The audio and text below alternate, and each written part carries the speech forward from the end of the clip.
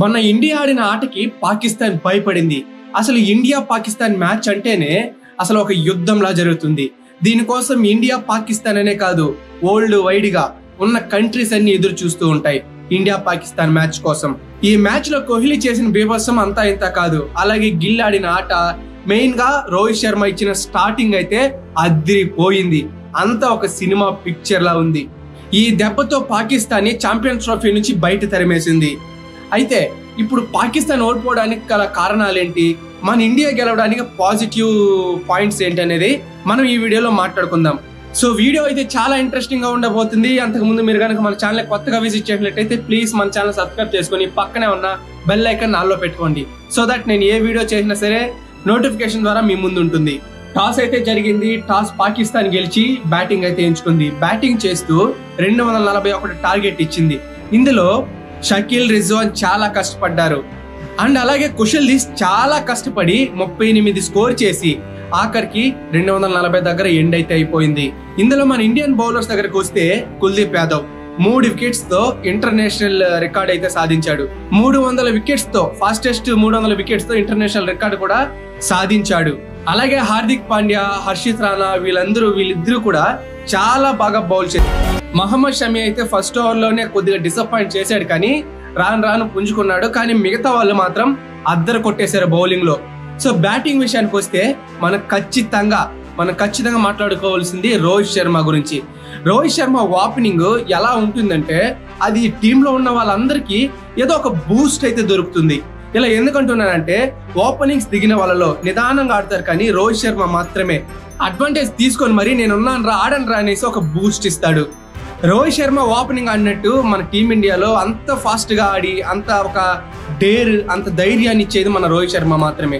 Starting మాత్రం రోహిత్ భాయ్ కి సలాం అనే చెప్పుకోవాలి. ఏ మ్యాచ్ లో అయినా సరే రోహిత్ భాయ్ డిసప్పాయింట్ ఇచ్చాడు. ఏదో 1-2 మ్యాచ్ లో ఫామ్ అవుట్ అయినప్పుడు ఉంటుంది, కానీ మిగతా అన్ని మ్యాచ్ లో రోహిత్ శర్మ ఇచ్చిన స్టార్ట్ కి మన టీమిండియా మొత్తం బాగా ఆడుతుంది అనమాట.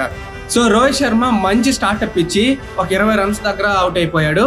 తర్వాత కోహ్లీ వచ్చాడు. King Kohli is entered.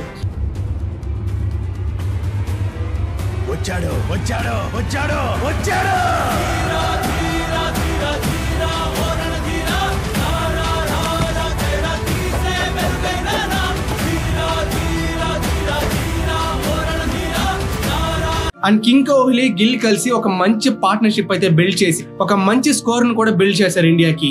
ఇక్కడ గమనించినట్టయితే పాకిస్తాన్ బౌలర్స్ ఎవరైతే ఉన్నారో జస్ట్ ఒక వికెట్ తీయగానే వాళ్ళ యాటిట్యూడ్ అంతా ఇంత కాదయ్యా స్వామి, ఏదో పెద్ద పీకేసినట్టు చిన్న యాటిట్యూడ్. ఆ ఎక్స్ప్రెషన్స్ మనం ఊహించుకొని కూడా లేం. మన వాళ్ళు కూడా అంతగా చేయరేమో.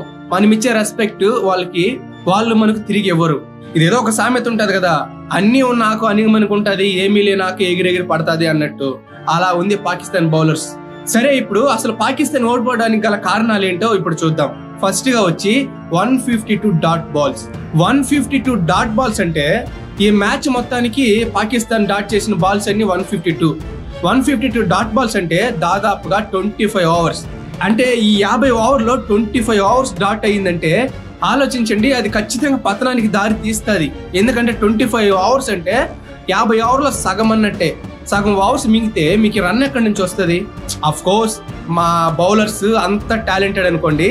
అలాగే పాకిస్తాన్ చేసిన తప్పు ఏంటంటే వికెట్స్ ముందు రన్ చేయడం, స్ట్రైక్ రొటేషన్ చేయకపోవడం.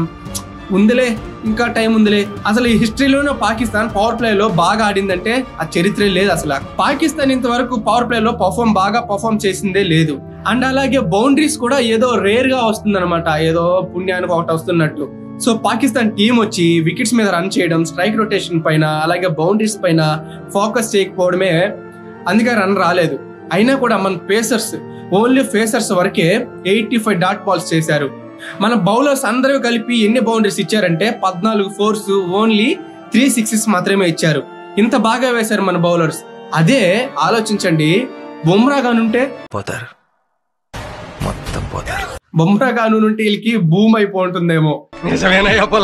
సో దీని వల్ల పాకిస్తాన్ టీం కి రన్ కొట్టడం చాలా కష్టమైపోయింది. ఇది ఫస్ట్ రీజన్. సెకండ్ రీజన్ వచ్చి Shakeel and Rizwan partnership.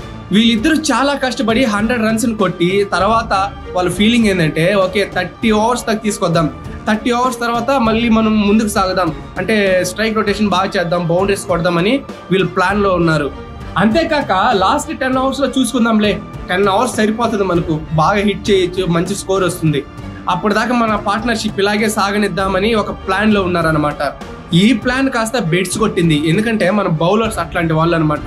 34th ఓవర్లో రిజ్వాన్ అవుట్ అయిపోయాడు అండ్ వెంటనే 35th ఓవర్లో షకీల్ కూడా అవుట్ అయిపోయాడు. సో ఇక్కడ ఏమైపోయిందంటే వీళ్ళ డెసిషన్ మేకింగ్ కరెక్ట్గా లేదు, ప్లాన్ కూడా కరెక్ట్ గా లేదు. సో దీనివల్ల బెడ్స్ కొట్టి పోయిందన్నమాట. ఖతం, bye bye, tata, good boy, గయా. ఇదనే కాదు మెయిన్ రీజన్ వాళ్ళు కొట్టకపోవడానికి మన బౌలర్సే మెయిన్ కారణం. మనం బౌలర్స్ వేసిన బౌలింగ్ కి అబ్బా చిన్న బౌలింగ్ కాదనమాట అది. నేనైతే అసలు 200 కూడా దాటరేమో అన్న ఫీలింగ్ తో ఉన్నా, కానీ 240 దాకా వచ్చారంటే గ్రేటే. ఒకవేళ ఈ రిజ్వాన్ అండ్ షకీల్ పార్ట్నర్షిప్ కొనసాగుంటే ఇంకా ఎక్కువ పోయి ఉంటుందేమో, చెప్పలేం. సో ఇది సెకండ్ రీజన్ గా తీసుకొని పాకిస్తాన్ ఓడిపోవడానికి కారణం ఇదే. థర్డ్ పాయింట్, పాకిస్తాన్ ఓడిపోవడానికి కారణాలు ఏంటి అంటే main main main Kohli Kohli Kohli. Kohli Pakistan కి అడ్డుగా నిలబడిపోయాడు, అడ్డు గోడలాగా నిలబడ్డాడు అనమాట. కోహ్లీ ఆడిన ఆటకి ఎంత అద్భుతంగా ఉందంటే అసలు చూడడానికి కూడా 2 కళ్ళు చాలు, అంత నీట్ గా అంత పర్ఫెక్ట్ గా ఆడాడు అనమాట. కోహ్లీ రావటమే గిల్ తో కలిసి ఒక 69 రన్స్ దాకా తీశాడు. అండ్ 69 రన్స్ తర్వాత గిల్ అవుట్ అయిపోవడం, అలాగే దాని నెక్స్ట్ శ్రేయస్ రావడం, వీళ్ళ పార్ట్నర్షిప్ బాగా కుదిరింది.